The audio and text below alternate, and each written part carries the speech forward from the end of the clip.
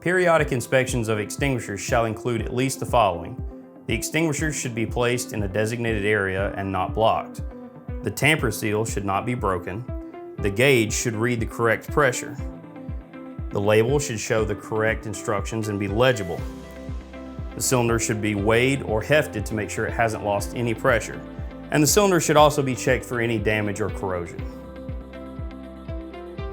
Annual maintenance. To begin annual maintenance, start with a label. Make sure the label is legible. On the back of the label, you'll find the weight of the cylinder as well as the manufacture date. Every 12 years, the cylinder should be hydrostatically tested. Next, move on to freedom of movement on parts. The levers and handles should have freedom of movement, as well as the safety pin.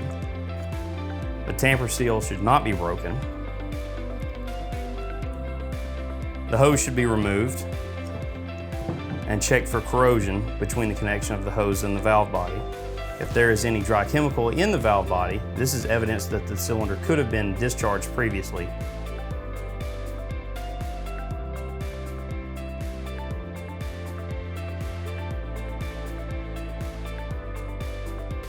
Last, check the gauge to make sure that it's not bent or damaged. If it is bent or damaged, you should replace the entire cylinder. If pressure is low and no leaks are found, then you can follow the recharge procedure in the manual. Complete maintenance, 6-year teardown.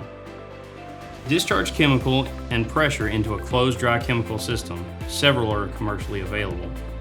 Make sure that the extinguisher is completely empty and depressurized. Note that a closed recovery system is designed to prevent loss of the chemical fines. Loss of the fines could result in reduced extinguisher efficiency. Thank you for watching our training video. All of this information and more can be found at amerex-fire.com under the products section, where quality is behind the diamond.